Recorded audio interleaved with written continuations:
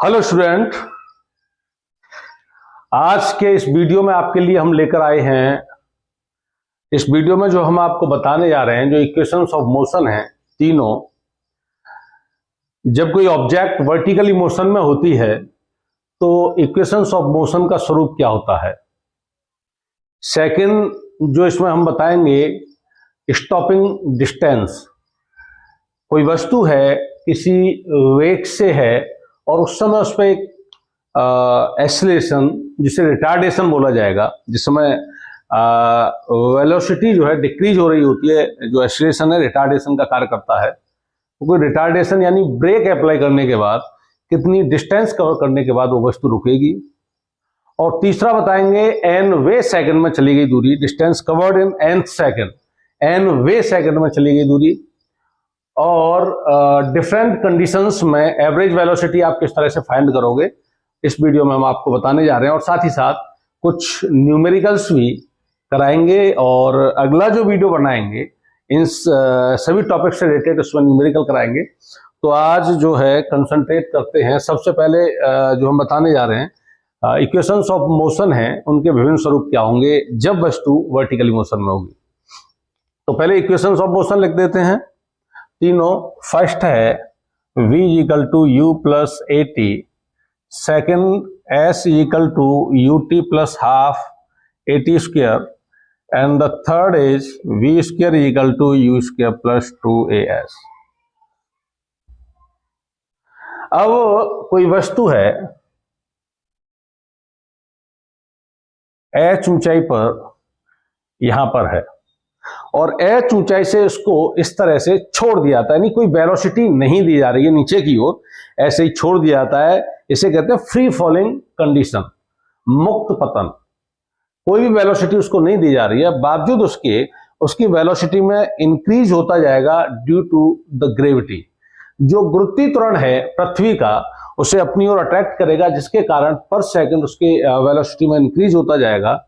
तो यहां जिस समय वर्टिकली मोशन में कोई वस्तु होगी तो उस पर जो त्वरण कार्य करेगा, एक्सीलरेशन, वो पृथ्वी का गुरुत्वीय त्वरण होगा। तो एक ही जगह क्या लिया जाएगा, जी। यदि सरल रेखी कोई वस्तु कर रही है, सरल रेखा में गतिशील है कोई वस्तु, तो दूरी को एस लिया जाता है। लेकिन ये क्या, ये जो मोशन है वर्टिकली मोशन है, उस समय दूरी को क्या लिया जाएगा, एच, ऊंचाई के रूप में लिया जाएगा। इनिशियल वेलोसिटी और फाइनल वेलोसिटी u और v ही रहनी है। तो ये दो चीजों को चेंज करते हुए पहली स्थिति हम देखते हैं। फर्स्ट कंडीशन है free falling condition, free falling condition, मुक्त पतन। मुक्त रूप से उसको वस्तु को h ऊंचाई से इस तरह से छोड़ दिया हमने।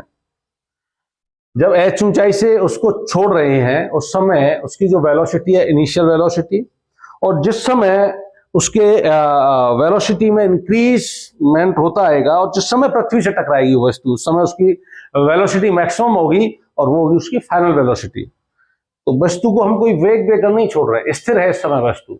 ये कैप है, मेरे हाथ में है, स्थिर है। इस समय जो इसकी वेलोसिटी है वो इनिशियल वेलोसिटी है, जिसे u से रिप्रेजेंट करते हैं। और जिस समय मैं इसे छोड़ दूंगा इसके वेलोसिटी में इंक्रीज होता आएगा, और जिस समय ये जमीन से टकराई उस समय इसकी वेलोसिटी मैक्सिमम थी, वो उसकी फाइनल वेलोसिटी होगी। तो इस तरह की कंडीशन में u जो इनिशियल प्रारंभिक वेलोसिटी है उसको हम 0 लेंगे फ्री फॉलिंग कंडीशन के अंतर्गत।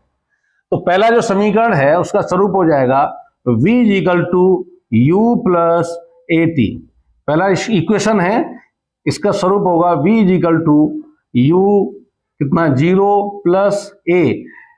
ये जो मोशन करेगी वर्टिकली ऊर्ध्वाधर नीचे की, और जब ये मोशन करेगी किसके अधीन करेगी, गुरुत्वीय त्वरण के अधीन। तो इस पर जो ए एक्सीलरेशन है इसकी जगह क्या आएगा, गुरुत्वीय त्वरण, gravity, g into t, v equal to g t. तो यहां से ये पहले इक्वेशन का स्वरूप होगा। सेकेंड इक्वेशन है s equal to u t plus half a t square. तो दूरी, क्योंकि ये जो है ऊर्ध्वाधर नीचे की ओर गतिशील है या ऊपर की ओर गतिशील हो, वर्टिकली मोशन हो, तो दूरी की जगह क्या लिया जाएगा, ऊंचाई, h इक्वल टू, क्योंकि फ्री फॉलिंग कंडीशन है u जीरो है तो ये पद जीरो हो जाएगा, plus half a t square की जगह हो जाएगा जी टी स्क्वायर, तो h is equal to half g t square. Free falling condition के अंतर्गत कोई वस्तु है जो नीचे की ओर मोशन कर रही है और केवल ऊंचाई आपको दे रखी हो और कितने टाइम में वो पृथ्वी पर पहुंचेगी, तो इस समीकरण से आप टाइम निकाल सकते हो। यहां से g t square is equal to हो जाएगा 2h और t square is equal to 2h upon g and t is equal to under root 2h बटे जी। वेलोसिटी नहीं दे रखी है, केवल फ्री फॉलिंग कंडीशन है और जिस ऊंचाई से उसका मुक्त पतन शुरू हो रहा है वह केवल ऊंचाई दे रखी है, तो कितने टाइम में वह पृथ्वी पर पहुंचेगी इसीलिए आप मेजर कर सकते हो। Third, v square is equal to u square plus 2as, इसका स्वरूप हो जाएगा v square is equal to u square, free falling condition initial velocity zero है, यू स्क्वायर प्लस 2 एक के स्थान पर कौन सा आएगा, गुरुत्वीय त्वरण g और दूरी के स्थान पर ऊंचाई h, तो we square is equal to 2gh। यदि ऊंचाई ही केवल दे रखी है तो किस वेग से, यहां से v इजिकल टू हो जाएगा under root 2gh। Free falling condition के अंतर्गत गतिमान है और आपको केवल ऊंचाई दे रखी है जहां से वस्तु अपनी जो मुक्त पतन की अवस्था है उसको आरंभ करती है, केवल ऊंचाई आपको दे रखी है, तो किस वेग से, ये फाइनल वेलोसिटी है, किस वेग से वह जमीन पर टकराएगी, धरातल पर टकराएगी, केवल h से आप ज्ञात कर सकते हो, क्योंकि गुरुत्वीय त्वरण का मान आपको पता है, 10 लेना है या 9.8 लेना है, 10 दे रखा है 10 लेना है और नहीं दे रखा है तो 9.8 मीटर पर सेकंड स्क्वायर लेना है। तो ये फाइनल वेलोसिटी को आप मेजर कर सकते हो इजीली। और कितने टाइम में वस्तु जमीन पर पहुंच रही है तो आप ऊंचाई निकाल सकते हो, कितने टाइम में, t दे रखा है तो कितनी ऊंचाई से उसका मुक्त पतन आरंभ हो रहा है, h निकाल सकते हो इजीली। तो ये फ्री फॉलिंग कंडीशन के अंतर्गत ये जो तीनों इक्वेशंस ऑफ मोशन दे रखे हैं उनकी तीन ये अवस्थाएं होंगी। सेकंड आता है जब वस्तु को हम नीचे से, धरातल से ऊपर की ओर, वर्टिकली ऊपर की ओर प्रक्षेपित करते हैं। अब जब ऊपर की ओर प्रक्षेपित करना है, ऐसा तो हो नहीं सकता है कि उसको कोई वेग न दिया जाए और ऊपर की ओर प्रक्षेपित हो जाए। ऊपर की ओर प्रक्षेपित करने के लिए कुछ ना कुछ वेग ऊपर की ओर देना पड़ेगा, तब जाकर कोई वस्तु है वह ऊपर की ओर, वर्टिकली ऊपर की ओर जाना आरंभ करेगी। तो जब ऊपर की ओर गतिशील है तो प्रारंभिक वेग जीरो नहीं हो सकता है। अब देखिए सेकंड स्थिति,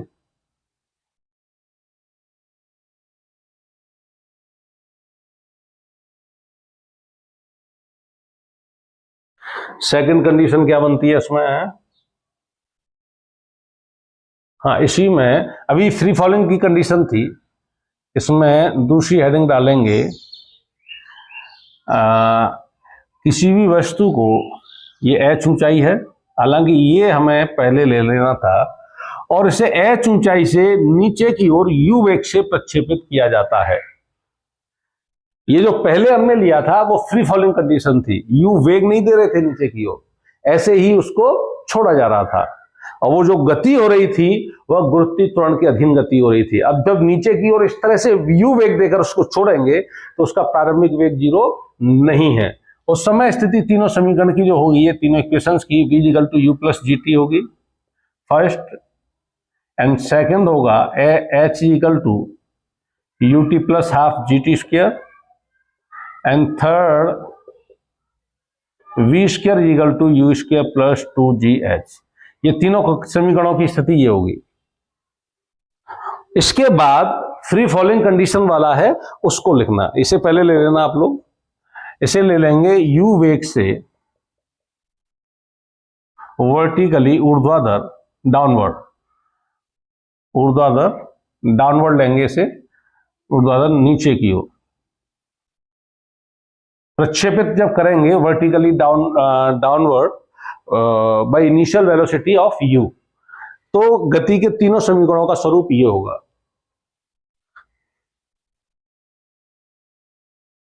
इसके बाद फ्री फॉलिंग कंडीशन वाला ले लेंगे और थर्ड जो फॉर्म है, अब इसको क्या करते हैं, जमीन से u वेग से नीचे से ऊपर की ओर अपवर्ड, वर्टिकली अपवर्ड, नीचे से ऊपर की ओर, वर्टिकली यानी ऊर्ध्वाधर इसको जो है ऊपर की ओर प्रक्षेपित किया जा रहा है। तो गति के तीनों समीकरणों का स्वरूप क्या होगा? यहां जो गुरुत्वीय त्वरण कार्य करेगा वो इस वस्तु पर रिटार्डेशन का कार्य करेगा। वस्तु जैसे जैसे ऊपर पहुंचती जाएगी गुरुत्वीय त्वरण के कारण, ग्रेविटी के कारण, उसकी जो वेलोसिटी है डिक्रीज होती जाएगी। तो जहां एक्सीलरेशन रिटार्डेशन के रूप में कार्य करता है तो एक्सीलरेशन को आपको निगेटिव लेना है, ये ध्यान रखना। तो फर्स्ट इक्वेशन का जो स्वरूप होगा, अब u वेग से वर्टिकली अपवर्ड प्रक्षेपित की जा रही है, u वेग से ऊर्ध्वाधर ऊपर की ओर, ऊपर की ओर जब प्रक्षेपित की जाएगी तो a की जगह क्या आ जाएगा? -g, क्योंकि ऊपर की ओर जाते समय गुरुत्वीय त्वरण नीचे की ओर कार्य करेगा और वेलोसिटी के कारण ये ऊपर की ओर जाएगी। तो गुरुत्वीय त्वरण इस वस्तु पर जो कार्य करेगा रिटार्डेशन का कार्य करेगा, एज ए ब्रेक कार्य करेगा और पर सेकंड इसकी वेलोसिटी में इंक्रीज होता जाएगा। और जैसे ही इसकी वेलोसिटी जिस ऊंचाई पर 0 हो जाएगी वो उसकी मैक्सिमम हाइट होगी और उसके बाद फिर वस्तु का नीचे आना शुरू होगा और उस समय जो रिटार्डेशन कार्य करेगा, उस समय जो वस्तु होगी फ्री फॉलिंग कंडीशन वाली स्थिति में होगी और उस समय उस पर जो रिटार्डेशन है वो नहीं एक्सीलरेशन कार्य करेगा। उस समय जी जो है पॉजिटिव कार्य करेगा जब नीचे की ओर आएगी, क्योंकि ऊपर की ओर जा रही है तो एक्सीलरेशन क्या हो गया? -g। तो फर्स्ट इक्वेशन हो जाएगा v = u - gt। Third equation हो जाएगा h = ut - ½ gt²। सेकंड और थर्ड इक्वेशन होगा v² = u² - 2gh। v² = u² - 2gh। ये इक्वेशन इसमें काम करेंगे और ये u वेग से जब इसे ऊपर की ओर हम प्रक्षेपित करेंगे, यहां अपनी मैक्सिमम हाइट पर पहुंचकर, मैक्सिमम हाइट पर पहुंचने के बाद इसकी वेलोसिटी यहां 0 हो जाएगी, यानी फाइनल वेलोसिटी 0 हो जाएगी, तब जाकर इसका नीचे की ओर आना आरंभ होगा। उस समय यहां से पॉइंट ए से बी तक और बी पॉइंट पर जो वेलोसिटी होगी 0 हो जाएगी। तो समीकरण का स्वरूप क्या होगा? 0 = u - gt, u = gt और यहां से t = u/g। यदि आपको वेलोसिटी दे रखी है, मान लीजिए मैं किसी वस्तु को इनिशियल वेलोसिटी 40 मीटर पर सेकंड के वेग से ऊपर फेंकता हूं, ऊपर की ओर प्रक्षेपित उसको किया जाता है वर्टिकली अपवर्ड, कितने सेकंड तक वह अपनी गति को बनाए रखेगी, यानी ऊपर की ओर वह कितने सेकंड तक गतिशील रहेगी, इससे निकाल सकते हो आप। केवल इनिशियल वेलोसिटी दे रखी है 40 मीटर पर सेकंड, यदि जी को मैं 10 ले लेता हूं तो 40/10, 4 सेकंड तक इसकी जो गति है ऊर्ध्वाधर वर्टिकली अपवर्ड बनी रहेगी और 4 सेकंड पर जाकर इसकी स्पीड 0 हो जाएगी और 4 सेकंड के बाद फिर नीचे की ओर आना आरंभ होगा। 4 सेकंड के बाद जब नीचे की ओर आना इसका आरंभ होगा, उस समय फ्री फॉलिंग कंडीशन के अंतर्गत इसकी गति होगी, मोशन। h = ut - ½ gt²। इसमें तो यही रहेगा, h = ut - ½ gt², initial velocity है t है, ठीक। अब ये इस समीकरण का जो स्वरूप होगा v², 0 का स्क्वायर = u² - 2gh। तो u² क्या हो जाएगा? 2gh। h = u²/2g। देखिए अभी केवल इनिशियल वेलोसिटी दे रखी थी, कितने टाइम तक वस्तु वर्टिकली अपवर्ड मोशन करेगी, अभी समय निकाला था हमने, और इनिशियल वेलोसिटी ही केवल दे रखी है, तो कितनी मैक्सिमम हाइट तक वस्तु जो है जाएगी वो इस इक्वेशन से हम निकाल सकते हैं। अभी जैसे दिया था कि 40 मीटर पर सेकंड के वेग से ऊपर की ओर वर्टिकली अपवर्ड जो है गतिमान है, तो कितनी ऊंचाई प्राप्त करेगी? 40 × 40 × 40/2 × 10, 20 से कट गया 2 बार, 80 मीटर की मैक्सिमम हाइट पर जाकर इसका जो वेलोसिटी है 0 हो जाएगी और उसके बाद वस्तु नीचे की ओर आना आरंभ कर देगी। तो गति के 3 समीकरणों का सरल रेखी गति से जब वर्टिकली जो मोशन करेगी वस्तु डाउनवर्ड या अपवर्ड, उस समय इनके गति के इक्वेशंस का, मोशन ऑफ इक्वेशंस का स्वरूप क्या होगा, वो इस तरह से होगा।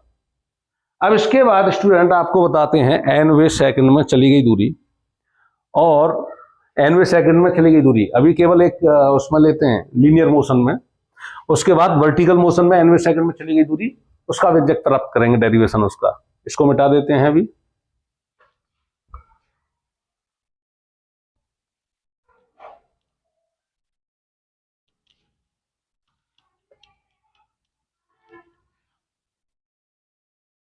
nth सेकंड में चली गई दूरी, डिस्टेंस कवर्ड इन nth सेकंड। उससे पहले थोड़ा सा एक प्रैक्टिकली समझ लेते हैं जो हमारे व्यवहारिक जीवन में यूज होती हैं चीजें। ये पॉइंट ए है, पॉइंट बी है, कोई वस्तु है जो गतिशील है, पहले सेकंड में इसने 10 मीटर की दूरी तय की, दूसरी सेकंड में इसने फिर 10 मीटर की दूरी तय की, तीसरी सेकंड में इसने फिर 10 मीटर की दूरी तय की, है ना। या डिस्टेंस को आप चेंज भी कर सकते हो। ये जो स्पीड है इसकी यूनिफॉर्म स्पीड के अंतर्गत गति हो रही है, इस तरह की स्पीड है, तो बता चुके हैं पहले यूनिफॉर्म स्पीड।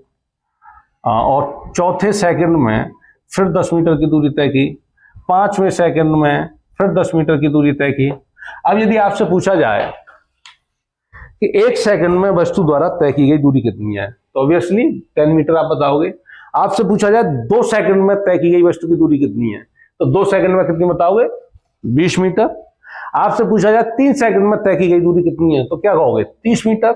लेकिन यहीं आपसे कह दिया जाए कि तीसरे सेकंड में चली गई दूरी क्या है, थर्ड सेकंड में कितनी डिस्टेंस को कवर किया गया, तो तीसरे सेकंड में चली गई दूरी 30 मीटर नहीं है, क्योंकि पहले सेकंड में 10 मीटर, 2 सेकंड में 20 मीटर और 3 सेकंड में 30 मीटर है। तीसरे सेकंड में चली गई दूरी 30 मीटर नहीं है। अब तीसरे सेकंड में चली गई दूरी क्या है, ये है थर्ड जो सेकंड है, 1 सेकंड।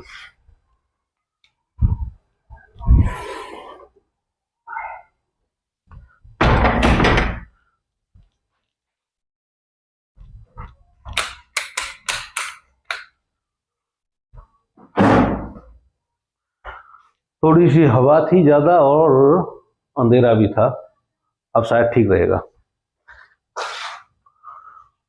तीसरे सेकंड में चली गई दूरी और 3 सेकंड में चली गई दूरी वो था डिफरेंट। तीसरे सेकंड में चली गई दूरी कौन सी है, ये 10 मीटर तीसरे सेकंड में, और 3 सेकंड में चली गई दूरी कौन सी है, ये 30 मीटर। अब आपसे पूछा गया 4 सेकंड में कितनी दूरी चलेगी, तो 4 सेकंड में चली गई दूरी ये है 40 मीटर। चौथे सेकंड में चली गई दूरी कितनी है, चौथे सेकंड में केवल 10 मीटर को तय किया है इसने। 5 सेकंड में चली गई दूरी कितनी है, ये 50 मीटर। 5वें सेकंड में चली गई दूरी 10 मीटर। मेरा मानना है आप अच्छी तरह से समझ चुके हो। अब इसको निकाला कैसे जा रहा है ये समझना है। जैसे मान लीजिए मैं निकाल रहा हूं चौथे सेकंड में, फोर्थ सेकंड में चली गई दूरी S4 लिख दिया मैंने इसको, मान लीजिए चौथे सेकंड में चली गई दूरी S4। देखिए 10 मीटर है, लेकिन निकाला कैसे जाए इसको। देखिए 4 सेकंड में चली गई दूरी कितनी है, 4 सेकंड में चली गई दूरी 40 मीटर है। 4 सेकंड में चली गई दूरी है 40 मीटर, उसमें से 3 सेकंड में चली गई दूरी को घटाकर कितना आ गया, 10 मीटर। तो S4 है, S4 क्या है, चौथे सेकंड में चली गई दूरी को हम निकालना है S4। तो क्या करेंगे, 4 सेकंड में चली गई दूरी में से 3 सेकंड में चली गई दूरी को घटा दिया, S4 कर दे रहा हूं मैं इसको। S4 यानी चौथे सेकंड में चली गई दूरी में से 4 सेकंड में चली गई दूरी अलग है, इसमें 4वें सेकंड में चली गई दूरी, और ये 4 सेकंड में चली गई दूरी, और ये 3 सेकंड में चली गई दूरी। तो चौथे सेकंड में चली गई दूरी में से क्या किया हमने, 4 सेकंड में जो दूरी चली थी उसमें से हमने 3 सेकंड में चली गई दूरी को घटा के निकाल लिया। अब ऐसे ही 5वें सेकंड में S5, 5वें सेकंड में चली गई दूरी को कैसे निकालोगे, 5 सेकंड में चली गई दूरी में से 4 सेकंड में चली गई दूरी को घटाकर। तो nवें सेकंड में चली गई दूरी कैसे निकालोगे आप। अब मैं यहां से nवें सेकंड में चली गई दूरी को निकालते हैं अब। हाँ, तो अब 5th सेकंड में चली गई दूरी को कैसे लिख सकता हूं मैं इसको, 5 सेकंड में चली गई दूरी माइनस 4 सेकंड में चली गई दूरी को 5 - 1 सेकंड में चली गई दूरी। 5वें सेकंड में चली गई दूरी क्या हो गई, 5 सेकंड में चली गई दूरी माइनस 5 - 1 सेकंड में चली गई दूरी। तो अब nवें सेकंड में चली गई दूरी कैसे निकालोगे आप, nवें सेकंड में, डिस्टेंस कवर्ड इन nth सेकंड, nवें सेकंड में चली गई दूरी, SN लिख देता हूं मैं, SN कैसे निकालोगे, n सेकंड में चली गई दूरी माइनस n माइनस 1 सेकंड में चली गई दूरी। अब n सेकंड में चली गई दूरी का जो डिस्टेंस कवर्ड होती है उसका फॉर्मूला यहां अप्लाई कर देते हैं, इसे मिटा देते हैं।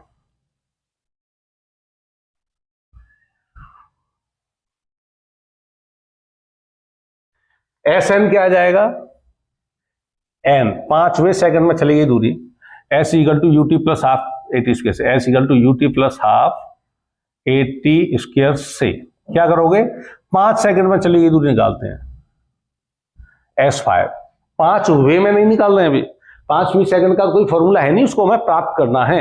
हमें हमारे पास फॉर्मूला 5 सेकंड में चली गई दूरी का, 4 सेकंड में चली गई दूरी का, 3 सेकंड में चली गई दूरी का फॉर्मूला हमारे पास तीसरे, चौथे और 5वें सेकंड में चली गई दूरी का नहीं है, उसको हमें ड्राइव करना है, उसको निकालना है। तो ये S5 क्या है, 5 सेकंड में चली गई दूरी, तो T क्या है यहां पे 5, T क्या हो जाएगा 5। इसी तरह से n सेकंड में चली गई दूरी के लिए T क्या हो जाएगा n, n सेकंड में चली गई दूरी के लिए, तो u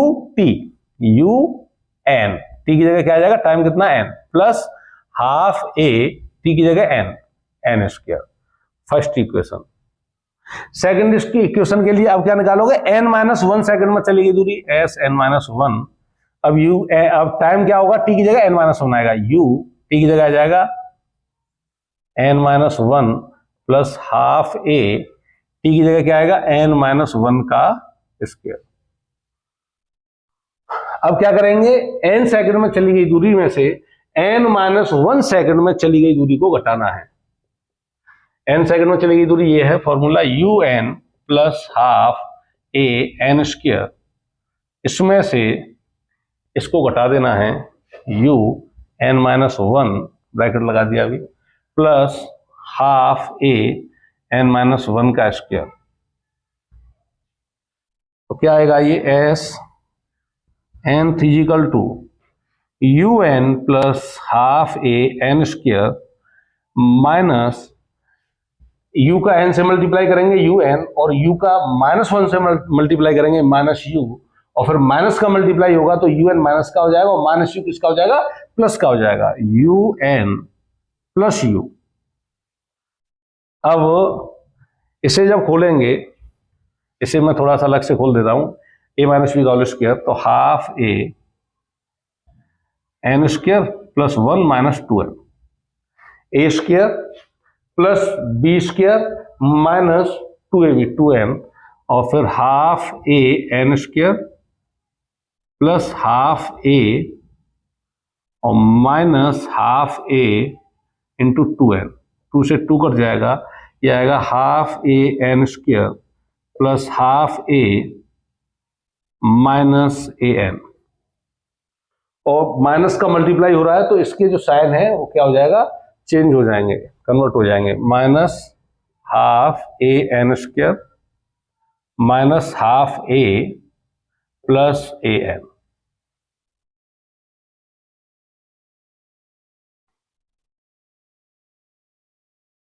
अब इसमें देखिए un से un कैंसिल हो जाएगा, हाफ a n स्क्वायर से half a n square cancel हो गया, क्या बचता है u s nवीं सेकंड में चलेगी दूरी के लिए, क्या बचा है u minus half a plus a n, तो s n इक्वल टू हो जाएगा u, इसमें a कॉमन आ रहा है और 1/2 को और कॉमन ले लेते हैं, माइनस 1/2 a कॉमन ले लिया, 1/2 का इसमें भाग देंगे, प्लस 1/2 कॉमन लेते हैं, 1/2 का इसमें भाग देंगे तो 2n, और 1/2 का इसमें भाग देंगे तो माइनस 1, nवें सेकंड में चली गई दूरी का फॉर्मूला निकल आया। 5 सेकंड में चली गई दूरी के लिए तो फॉर्मूले है आपके पास, 3 इक्वेशन है 6 सेकंड में चली गई दूरी के लिए, लेकिन 5वें और 6वें सेकंड में चली गई दूरी के लिए जब आप इस तरह से निकालोगे तो इस तरह से निकालना है आपको। अब ये है आपका लीनियर मोशन के लिए, लेकिन जब वर्टिकली मोशन हो रही है तो तो अब स्थिति क्या होगी, मान लीजिए वर्टिकली डाउनवर्ड और फ्री फॉलिंग की कंडीशन है, वर्टिकली डाउनवर्ड है और फ्री फॉलिंग से पहले यू वेग से वर्टिकली डाउनवर्ड है, वर्टिकली डाउनवर्ड यू वेग से, तो एच क्या जाएगा, nवे सेकंड में जो ऊंचाई पृथ्वी तल से जो ऊंचाई रह जाएगी उसकी h nth equal to u plus half, और एक ही जगह क्या आ जाएगा जी 2n-1, और यही जब फ्री फॉलिंग की कंडीशन में होगी, फ्री फॉलिंग तो इनिशियल वेलोसिटी 0 होगी, उसमें एच यहां दिख नहीं रहा होगा अभी, फ्री फॉलिंग की कंडीशन में ये सेकंड पॉइंट हो जाएगा, फ्री फॉलिंग की कंडीशन में इनिशियल वेलोसिटी 0 हो जाएगी, तो n सेकंड में कवर्ड हाइट जो होगी h nth इक्वल टू हो जाएगा u 0 हो जाएगा हाफ g 2n-1। अब वर्टिकली अपवर्ड u वेग से ऊर्ध्वाधर ऊपर की ओर जब उसे प्रक्षेपित किया जाएगा तब इस इक्वेशन का स्वरूप होगा h nth equal to u minus half g 2n-1, क्योंकि एक्सलेरेशन जो है ऊपर की जब ओर जाएंगे तो ये रिटार्डेशन का कार्य करेगा g, और उस समय माइनस का आ जाएगा। ये आपके गति के तीनों समीकरणों का स्वरूप nवें सेकंड में चली गई दूरी। अब इसके बाद लेते हैं अवरोधन दूरी, स्टॉपिंग डिस्टेंस किस तरह से निकालते हैं, मिटा देते हैं इसको, टाइम 26, चलिए इसे मिटाते हैं। स्टॉपिंग डिस्टेंस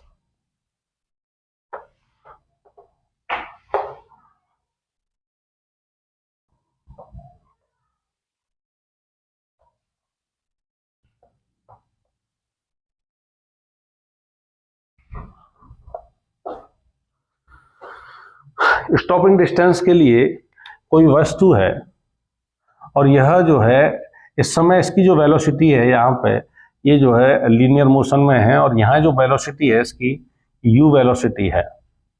मोटरसाइकिल से आप जा रहे हो, 60 किलोमीटर प्रति घंटा की रफ्तार से आपकी मोटरसाइकिल चल रही है, और उस पर आप क्या करते हो, ब्रेक लगाते हो। जैसे ही ब्रेक लगाते हो उस समय जो स्पीड है, ब्रेक लगाते समय जो आपकी वाहन की जो स्पीड है वो आपकी इनिशियल वेलोसिटी, प्रारंभिक वेग कहलाएगा। ब्रेक लगाने के बाद जहां आप रुक जाओगे वो फाइनल वेलोसिटी कहलाएगी, और रुक जाओगे तो वो 0 हो जाएगी, फाइनल वेलोसिटी क्या होगी, 0 होगी। और ब्रेक अप्लाई करेंगे तो एक्सीलरेशन उस समय क्या कहलाएगा, रिटार्डेशन, मंदन कहलाएगा, और क्योंकि उसके कारण वेलोसिटी में क्या होगा, डिक्रीजमेंट होगा, और उस एक्सीलरेशन को आपको नेगेटिव लेना पड़ेगा u। अब यहां से ब्रेक अप्लाई हो गया, यहां से क्या अप्लाई कर दिया आपने, ब्रेक, रिटार्डेशन बोलते हैं इस एक्सीलरेशन को। और यहां से यह जो है ds दूरी तय करने के बाद यहां स्टॉप हो जाती है, रुक जाती है।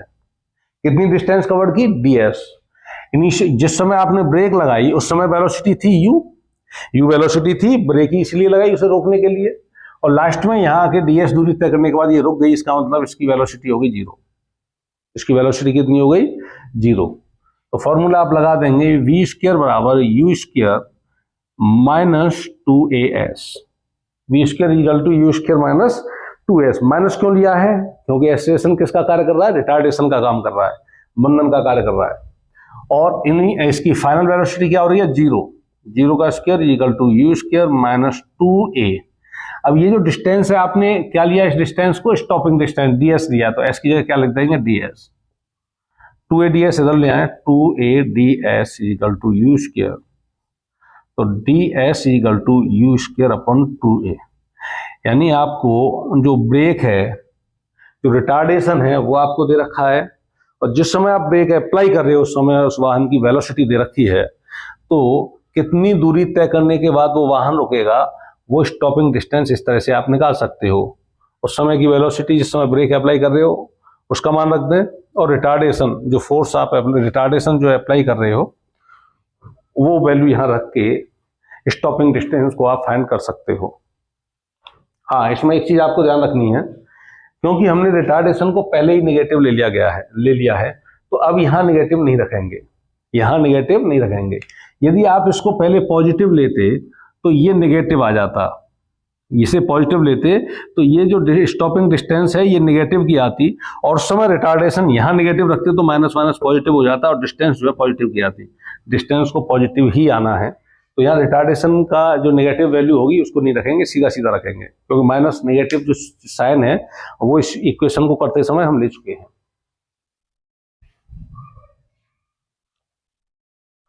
और यदि ये दे रखी है, आपको डिस्टेंस दे रखी है, तो ये निकाल सकते हैं। आपको कहा जा रहा है कि ब्रेक लगाने के बाद ds, ये दूरी आपको दे रखी है कि ds दूरी तय करने के बाद वो जो है रुक जाती है, तो रिटार्डेशन क्या है, तो रिटार्डेशन इससे निकाल लोगे, a equal to u square upon 2ds, इससे आप रिटार्डेशन निकाल लोगे। अब u जिस समय आप ब्रेक अप्लाई करें उस समय का वेग है, और उस समय ब्रेक अप्लाई करने के बाद कितनी दूर जाकर रुक रही है, ये स्टॉपिंग डिस्टेंस है, आपको रिटार्डेशन मिल जाएगा। ये किस में आएगा, पॉजिटिव में आएगा। अब आप ये कहोगे कि साहब ये पॉजिटिव में क्यों आ रहा है, पॉजिटिव में इसलिए आ रहा है रिटार्डेशन को आप पहले नेगेटिव ले चुके हो, तो नेगेटिव है, और यदि पहले नेगेटिव नहीं लोगे तो यहां नेगेटिव आ जाएगा, और जैसी वैल्यूज रखोगे रिटार्डेशन का मान नेगेटिव आ जाएगा, तो रिटार्डेशन को हम नेगेटिव ले चुके हैं पहले।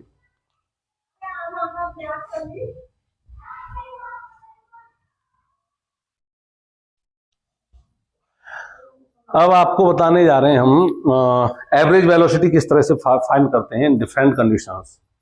तो सबसे पहले हम लेते हैं एवरेज वेलोसिटी के लिए डिस्टेंस यदि स्थिर है। क्या है, डिस्टेंस यदि स्थिर है, तो देखिए ये पॉइंट ए से बी तक की जो डिस्टेंस है, एस डिस्टेंस है, कोई भी वस्तु s1 दूरी, यहां से यहां तक s1 दूरी v1 वेग से तय कर रही है, s2 दूरी v2 वेग से तय कर रही है, s3 दूरी v3 वेग से, इस तरह से हमने पार्ट कर दिए, sn दूरी तक tn वेग से तय कर रही है। ऐसी स्थिति में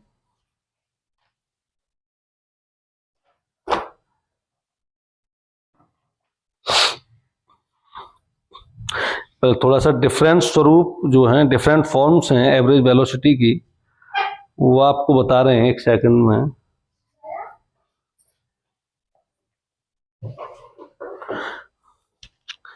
और हाँ, ये हमने जो टोटल जो कांस्टेंट डिस्टेंस है उसके पार्ट किए हुए हैं, यानी s1 दूरी v1 वेग से तय कर रही है, तो समय इसने t1 लिया, s2 दूरी को v2 वेग से तय कर रही है, टाइम t2 लिया। इसी तरह से s3 दूरी को v3 वेलोसिटी से कवर कर रही है, टाइम t3 लिया। तो ये जो टोटल डिस्टेंस है वो s है, तो कुल दूरी कितनी आ जाएगी, total distance s1 plus s2 plus s3 dot dot dot sn। Total distance क्या है, s के बराबर होगी। एवरेज वेलोसिटी के लिए जो फॉर्मूला है औसत वेग के लिए, औसत वेग जब भी आए तो सबसे पहले आपको कुल दूरी निकालनी पड़ेगी, टोटल कवर डिस्टेंस बटे कुल समय। तो कुल दूरी तो हमने निकाल ली, कुल दूरी s है, कुल दूरी कितनी है, s। अब कुल समय कैसे निकालोगे, कुल समय ये रहा t1 t2 t3 t4, और sn दूरी को तय करने के लिए कितना समय ले रही है, tn, तो tn को जोड़ देंगे। लेकिन यहां से इस t1 समय को, कुल समय के लिए t1 जब हम निकालेंगे तो समय क्या होता है, दूरी बटे चाल। दूरी कितनी तय कर रहा है इसमें, s1, दूरी कितनी तय की इसमें, s1, और वेलोसिटी क्या थी, यानी चाल क्या थी, v1, t1 हो जाएगा s1 बटे v1। t1 क्या होगा, s1 अपॉन v1, और t2 क्या होगा, इसी तरह से t2 equal to s2 upon v2, plus t3 कितना होगा, t3 equal to s3 upon v3। तो t कुल समय कितना हो जाएगा, t1 plus t2 plus t3 plus dot dot dot dot tn, ये कुल समय होगा। अब औसत वेग के लिए क्या होगा, कुल दूरी, ये आप निकाल चुके हो, ये कुल दूरी, और कुल समय कुल समय ये रहा। T1 T2 T3 की जो वैल्यूज हैं उनको पुट करके निकाल लेंगे। औसत वेग, एवरेज वेलोसिटी, औसत वेग हो जाएगा कुल दूरी कितनी निकाल लिया आपने, s है, कुल दूरी तो कांस्टेंट है। कुल समय T1 plus T2 dot dot dot dot Tn। तो औसत वेग जब जो डिस्टेंस है वो कांस्टेंट है, स्थिर है, उसके लिए फॉर्मूला बन जाता है T1 इक्वल टू क्या होगा, S1 upon V1 plus S2 upon V2 plus S3 upon V3। तो जितना भी वेलोसिटीज जो हैं डिस्टेंस को कवर कर रही हैं, जितने डिस्टेंस के पार्ट बन रहे हैं वहां तक, तो इसमें आपने डिस्टेंस के n पार्ट बताए हैं अपॉन Vn। एवरेज वेलोसिटी आप इस तरह से फाइंड कर सकते हैं। अब इसके बाद में जब वस्तु प्रथम आधी दूरी v1 वेग से द्वितीय आधी दूरी v2 वेग से कवर करती है, उस समय एवरेज वेलोसिटी आप कैसे निकालेंगे। देखिए, ये आधी दूरी है, ये टोटल डिस्टेंस है s, इसकी आधी डिस्टेंस ये क्या हो जाएगी s/2, ये क्या हो जाएगी s/2। तो पहली आधी दूरी को इसने v1 वेग से कवर किया, दूसरी आधी दूरी को इसने v2 वेग से कवर किया। तो इस समय एवरेज वेलोसिटी आप किस तरह से निकालेंगे। तो कुल दूरी क्या हो जाएगी भाई, औसत वेग के लिए जब भी औसत वेग जहां भी पूछा जाए तो आपको फॉर्मूला ध्यान रखना है, कुल दूरी में कुल समय से डिवाइड करना है। तो पहले कुल दूरी निकाल लीजिए और फिर कुल समय निकाल दीजिए, डिवाइड कर दीजिए, औसत वेग निकल आता है एवरेज वेलोसिटी। तो टोटल डिस्टेंस क्या होगी, टोटल डिस्टेंस कितनी है s, और कुल समय क्या होगा T1, समय क्या होगा T1, भाई दो ही तो पार्ट हैं डिस्टेंस के, हमने दो पार्ट किए, दो वेग हैं, तो यहां से यहां तक ये A B and this is point C, A से C तक जो डिस्टेंस कवर की जाएगी उसमें कितना समय लगेगा, दूरी बटे चाल, दूरी s/2 है, चाल v1 है। इस डिस्टेंस को कवर करने में कितना समय लगेगा, T2 बराबर दूरी बटे चाल, दूरी कितनी है s/2, और वेलोसिटी या स्पीड कितनी है v2, तो T1 कितना आ जाएगा s/2 v1, समय बराबर दूरी s/2 बटे चाल, और T2 कितना हो जाएगा s/2 v2। अब लगा देंगे कुल दूरी, क्या निकालना है, औसत वेग, एवरेज वेलोसिटी, औसत वेग बराबर कुल दूरी आप निकाल चुके हो s बटे कुल समय T1 प्लस T2, T1 ये है s upon 2 v1 plus T2 कितना है s अपॉन 2 v2। तो औसत वेग बराबर s अपॉन s, यहां कॉमन आ जाएगा s अपॉन 2, या s कॉमन ले लीजिए, s कॉमन ले लिया, s/2 कॉमन ले लो, यहां एलसीएम आ जाएगा v1 v2, ऊपर आ जाएगा v1 प्लस v2, s से s कट गया, इजिकल टू 2v1 v2 कहां पहुंच जाएगा ऊपर, 2v1 v2 upon v1 plus v2। ये जब एवरेज वेलोसिटी निकालनी हो, आधी आधी डिस्टेंस जो है अलग अलग वेलोसिटी से जो है कवर की जा रही है, उस समय एवरेज वेलोसिटी निकालने के लिए इस तरह से आप इजीली एवरेज वेलोसिटी को फाइंड कर सकते हैं। अब मान लीजिए डिस्टेंस को हम 3 पार्ट में डिवाइड कर देते हैं, उस समय के लिए एवरेज वेलोसिटी देखते हैं। डिस्टेंस को आप जो है 3 पार्टों में डिवाइड करेंगे, 38,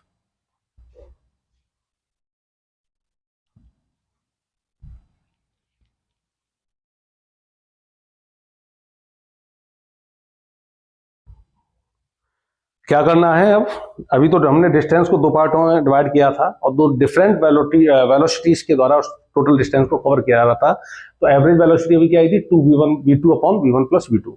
अब हमने डिस्टेंस को 3 इक्वल पार्ट्स में डिवाइड किया, A and this is B, C और D, ये 1/3 और 1/3 इक्वल पार्ट में डिवाइड करेंगे तो 1/3 आपको मिल जाएगा एक पार्ट। तो पहली 1/3 दूरी जो है ये s/3 डिस्टेंस हो जाएगी, s/3 and this is also s/3, और टोटल डिस्टेंस क्या होगी s डिस्टेंस होगी टोटल। अब ये जो पहली 1/3 डिस्टेंस है इसको v1 वेग से तय किया, दूसरी जो 1/3 डिस्टेंस है इसको v2 वेग से कवर किया, और थर्ड जो 1/3 डिस्टेंस है इसको v3 वेग से कवर किया जाता है, तो आपको एवरेज वेलोसिटी इस ऑब्जेक्ट की फाइंड करनी है। तो इसके लिए क्या करोगे, कुल दूरी वही एवरेज वेलोसिटी के लिए क्या करते हैं, एवरेज वेलोसिटी क्या करोगे, अब एवरेज वेलोसिटी के लिए total distance, total cover distance upon total time taken,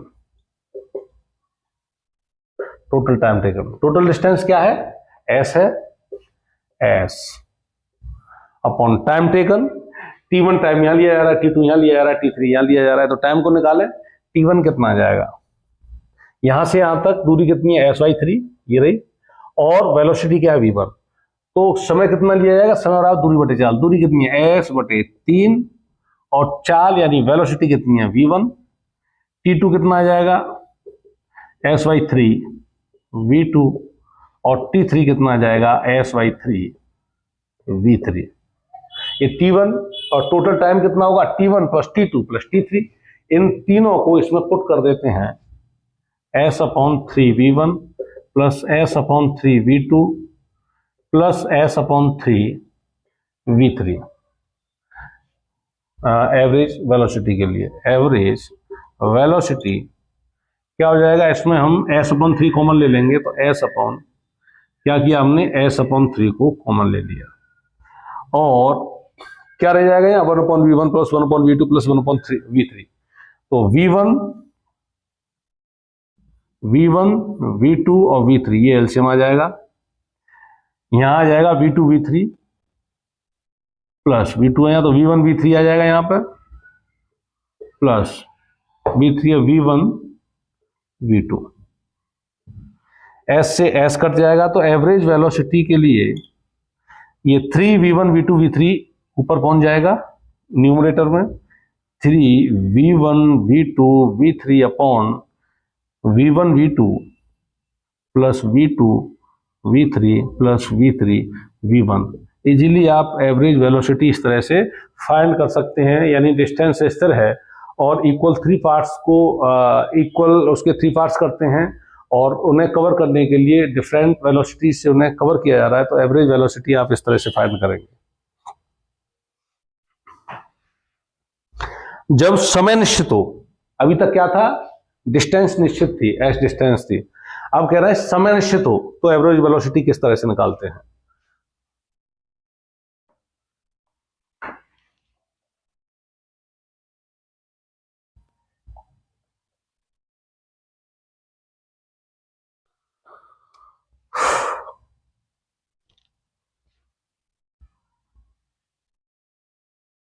ए से बी तक ये कोई डिस्टेंस नहीं है, ये हम जो है टाइम के जो है पार्ट कर रहे हैं, T1 से लेकर Tn तक। नहीं, पहले समय में T1 समय में v1 वेग था, T2 समय में वस्तु का वेग v2 हो जाता है, T3 समय के लिए वस्तु का वेग v3 हो जाता है। इस तरह से Tn जो समय आएगा उसके लिए वस्तु का वेग vn हो जाता है। तो उसकी एवरेज वेलोसिटी क्या होगी, तो एवरेज वेलोसिटी के लिए क्या करना है, total distance upon total time taken. तो टोटल डिस्टेंस कितनी होगी, अब डिस्टेंस तो आपको पता नहीं है, इसमें दे नहीं रखी है डिस्टेंस कितनी होगी, तो दूरी निकालने के लिए आप क्या करोगे, दूरी बराबर होता है चाल गुणा समय, या ये कह सकते हैं विस्थापन क्या हो जाएगा, वेलोसिटी टू टाइम, तो दूरी यानी s। अब दूरी का क्या कैसे निकालोगे, T1 समय तक v1 वेलोसिटी से वो डिस्टेंस कवर करता है, तो इस समय में कितनी दूरी तय करेगा, चाल गुणा समय v1 T1। T2 समय के लिए v2 वेलोसिटी उसकी रहती है, तो कितनी डिस्टेंस कवर कर जाएगा, चाल गुणा समय v2 T2। T3 सेकंड में उसकी वेलोसिटी v3 रहती है, तो T3 सेकंड में कितनी दूरी तय करेगा, v3 T3। इसी तरह से Tn सेकंड में कितनी दूरी तय करेगा, vn Tn, और इन सभी दूरियों को जोड़कर टोटल डिस्टेंस आप निकाल लेंगे। S1 हो जाएगा v1 T1, S2 हो जाएगा v2 T2, इसी तरह डॉट डॉट डॉट Sn हो जाएगा vn Tn। तो टोटल डिस्टेंस जो आपको मिलेगी S equal to V1 T1 plus V2 T2 plus dot dot dot Vn और Tn। टोटल डिस्टेंस आपको मिल गया। अब क्या निकालना है आपको? Total time. Total time taken कितना होगा? T1 plus T2 plus T3 dot dot dot Tn। तो एवरेज वेलोसिटी आपको क्या प्राप्त हो जाती है? Average velocity is equal to total distance upon total time taken. V1 T1 plus V2 T2 dot dot dot Vn Tn upon T1 plus T2 plus T3 plus dot dot dot Tn। अब मान लीजिए ये time समान है, ये जो time के part है T1 T2 T3, ये टाइम क्या है? समान है। यानी 1 मिनट सेकंड के लिए इतना वेग रहता है, अगली सेकंड के लिए इतना वेग, या 5-5 सेकंड का इंटरवल ऑफ टाइम ले लिया जाए। 5 सेकंड V1 वेग से तय किया, अगले 5 सेकंड V2 वेग रहा उसका, अगले 5 सेकंड V3 वेग रहा। इस तरह से जो टाइम के जो हमने पार्ट किए हैं वो इक्वल टाइम है। तो एवरेज वेलोसिटी क्या हो जाती है? T1 is equal to T2 is equal to T3 क्या है? टाइम T हो गया। तो एवरेज वेलोसिटी के लिए फॉर्मूला बन जाएगा average velocity is equal to T common आ जाएगा यहाँ पे इन सब में, और यह आ जाएगा V1 plus V2 plus V3 यानी Vn तक बटे T plus T plus T plus कहां तक? N पदों तक। ये कितना हो जाएगा? NT।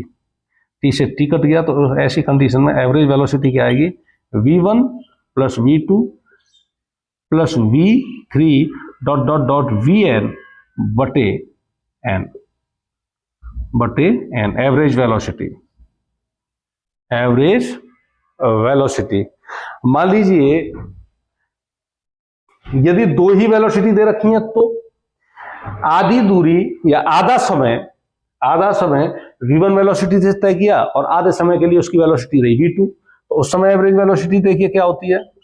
V1 plus V2 upon 2 ही वेलोसिटी है, n वेलोसिटी है तो n का भाग लग रहा है उनको जोड़ के। अब 2 ही वेलोसिटी है तो जोड़ के किसका भाग दे दोगे? 2 का। ये एवरेज वेलोसिटी के डिफरेंट कंडीशंस में आपके जो हैं ये फॉर्मूले आपको प्राप्त हो गए हैं, और बड़ी ही इजीली